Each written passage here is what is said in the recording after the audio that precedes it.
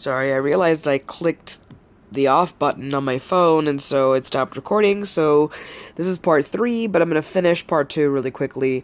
So essentially that night, my mom was approved for release. It was supposed to be 5. It ended up being like 6:30, and then they ended up grabbing her at 6:30. We put her in the ambulance. We moved her to the new facility, which was in Phoenix. My mom chose to be in the Phoenix area. I'm sorry, my hand. I believe my mom chose the Phoenix area for a couple of reasons. But I really want to believe that she really wanted to be closer to me because she knew that I was doing what I could to care for her. And I'm not saying that my brother didn't, but I'm just saying that, I think that she knew that I could advocate for her probably better than him. And I know that he was advocating for her, but when he wasn't there, when my stepdad was there, I don't know. I think there was some enabling going on, and so I was trying my hardest to make sure that she was getting what she could need, and I think that was part of the reason why she wanted to be in Phoenix, because she knew that it was also hard on me to travel, and she kept trying to give me money so that I could pay for my travel, because it was like $50, $60 round trip to go see her in Chandler every day, if I didn't take the bus. Which I was taking a Lyft for the most part because I was trying to go after my morning, work shifts. And so I wasn't going to take a bus and then get there at like 4 p.m. and then my stepdad was there. So, if he was there after work that day. So I was trying to get there, around 11:30 or 12 so that I could be there with her from like noon until the evening. My brother and I kind of created a schedule, before in the Chandler hospital to kind of make sure all of her time was covered. So he would be there like 6 or 6:30 a.m. until like noon when I got there. Sometimes he'd stay later, and then I would be there, like noon until like 4:35 at least. Usually I would be there until about 6 or 7, and then I would go home. And then my stepdad would be there if he was able to be there, around 5 or 5:30 until like 9 o'clock. So we basically got most of the time covered that she wasn't that she was asleep, or that she wasn't asleep, that she was awake, if she was needing to be awake for like physical therapy or anything like that. So we kind of originally thought we were going to have the same idea with this facility, but when she was moved to this facility, my stepdad then told me, well, I'm not going to see her every day. Like, I'll see her on the weekends, but I won't see her Monday through Friday. Then it changed to, I won't see her Monday through Friday either. I'll see her one day a week, and it'll be on Wednesdays. And I was like, okay, for like 2 hours, because he would wait until traffic died down, and then he would come, and then he would be there. And so I was just like very frustrated because, the whole point of moving her closer to me was that I could be with her more often, but he's the one who has a car, and he's the one who's able to get there easily. And yes, I understand traffic can be bad, but where he was going from, and at what time he was leaving, he would have been able to get to that location in probably about 15-20 minutes. With traffic, maybe 30 minutes maximum on the freeway, because it wasn't quite during rush hour yet, because rush hour here is typically later and he gets out at 4. So, I don't know, the logic didn't make any sense to me. I was just super frustrated with that. Hold on 1 second. Shifting. So, of course, kind of being frustrated with that and whatever, I was like, I'm still going to try to make this work. Mom got moved to the facility. That evening, I stayed up with her to make sure she was okay. We went over her intake form number 1. I think there were a couple of intake forms. Sorry, my cat is being weird. There were a couple of intake forms. We did intake form number 1, or I guess like form number 1, because it was actually a packet. And, during that time, we talked about DNR, and she was like, what do you think? She asked me what I thought, and I was like, why aren't you asking me what I think? Like, I think it's your decision. I don't want to make a decision for you. However, what do you want? Like, do you want to live if you, for whatever reason, aren't able to be resuscitated? or aren't able to breathe or whatever and you need to be resuscitated, or do you want to just let yourself go? It's up to you. And I know that for you had the surgery, and at that point I had known for a while that the surgeon said you could do this or you could go into hospice.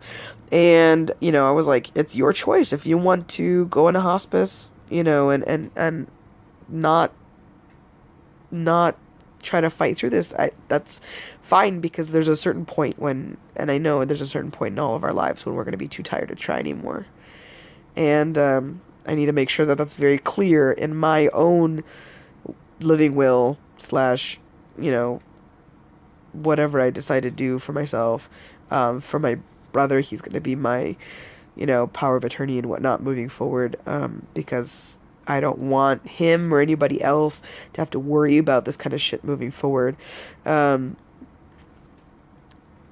Basically, we did all that. She said that she wanted to live. She did want to have a resuscitation plan if she did code.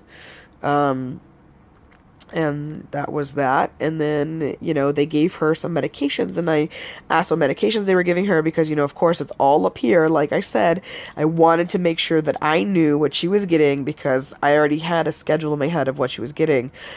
And they decided to give her the Liprexa or Zyprexa, whatever that is. They gave her that, which is the antipsychotic, and they gave her the Ativan, which is the they used it for antidepressant for her, and anti-anxiety. And both of those things at the same time could have adverse effects. So when they gave her both, then she was just like really out of it. And I was like, oh, she's really out of it. Like, she's going to pass out soon. That's what I thought. She did pass out. I was there just making sure she was fine for about 20, 30 minutes. She was passed out. And then she all of a sudden woke up and she was freaking out. And I was scared that she was freaking out because I didn't know, what was going through her mind, what was happening for her. And I was like, are you okay? What's going on? She's like, I have to pee. I was like, okay, well then just pee. She had the catheter in. No, I need to get up. I need to go to the bathroom. You need to help me up to get to the bathroom. She started getting off the edge of her bed. And I was like, no, Mom, you don't understand. You have a catheter in. You don't have to get up to pee. Just pee. It's okay. And she's like, well, I'm going to leak. I'm going to pee all over myself. Like, just get me up. And I understand because, I have urgency issues sometimes to go to the bathroom. And I understand that feeling that urge to go to the bathroom, even when you don't have to go, like, because you have a catheter in, it just makes you feel like you have to get up and go right away, regardless of whether or not you have to actually pee in the toilet. Sometimes I get those urges, like fake urges too, and then I pee and it's like trickle, trickle, and it's like, that's really weird. So I understood that. I understood that very well, very intimately, and I was just like, no, Mom, you're fine. And she just was adamant about getting up, so she tried to get up off the bed. I had to call a nurse. I pushed the emergency nurse button, and I was like, you need to help me, like, restrain her, because she's trying to get up off the bed, and I know that she can't right now. And when that happened, I was very scared because I didn't know those medications weren't supposed to be taken together, or at least they hadn't been taken together previously. And so I was thinking, oh my gosh, this medication was really, causing her to have this reaction, and she's kind of out of it. So we laid her back down, kind of forced her back down by like gently pushing her back to the bed.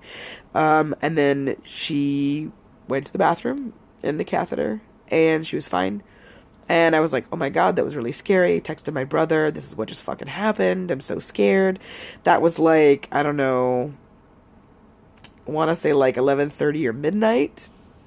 And then I was so scared that happened once that I was like, I'm going to stay here because like there's no nurse watching her. So if she just tries to get up and tear out her cords, which is essentially like kind of what she was doing in the first place, then she's going to, like tear out her central line and stuff. This is very scary.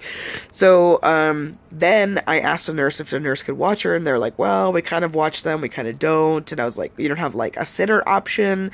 No, we don't really have that. Okay, so then what the fuck else can I do? So I stayed there until about 1:15 in the morning, and she did have another incident where she wanted to get up at about like maybe 12:45. I thought she was gone for good. Like I thought she was ready to pass out and just be asleep because she seemed like she was heavy snoring, like she was fine. Turns out that wasn't the case. At about 12:45 or near 1 o'clock, she woke up again and wanted to get out of her bed again. And I was like, no, like, you can't get out of bed. But this time I was able to restrain her myself because she wasn't as able to get herself up. Like before, she still had full of all of her strength, right? At this point, she had the drug in her system for a while. She was, both of them, she was feeling very weighed down, and she couldn't really, she was like, trying to get up, but she couldn't really get up. And I was like, no, just lay down. I know you have to pee, just pee in your catheter or whatever, like whatever reason. I mean, I didn't know, she didn't say that she needed to pee, but she just kept saying she needed to get up, she needed to walk around, and I was like, no. So then I asked the nurse before I left at 1:15, after she seemed good, like she was asleep again and pretty sound. I was like, I'm really tired. I need to get home because I have to do things tomorrow morning. Can you please make sure that she is, ready to go in the morning and that she has somebody watching her tonight? And the nurse said, I could keep myself outside here. And I was like, if you have any kind of alarm or anything, that'd be great. They said that they did have an alarm, so they did put an alarm on her, just in case she tried to get out of bed or if she pulled too hard on the alarm. It's basically like an attachment to you. So if you try to sit up too far or move too much on the bed, it will pull on the alarm will sound, and then nurses will come. And that was comforting to me because I saw that the next morning that they did put it on her, and then it was on her overnight. I actually, I said I have to go do things in the morning. What I really needed to do was go home, go to sleep so that I could come back the next day, because the next day I was there about 6:45, 7 o'clock in the morning. So then I was there the next day, and it was the weekend, so my stepdad was there this weekend, but then that's when he told me, I'm not going to be here anymore on the weekends, I'm not going to be here anymore on the weekdays, I'm just going to be here one day a week, and it'll be this day. Great, awesome. So then I kind of had to talk to my brother, and then rearrange our scheduling shifts. The lighting is getting kind of dark, as you can see on my face, so I'm going to stop this video here, and then I will try to talk about the last few days after the first day at the rehab facility, and hopefully I can get everything in a better light.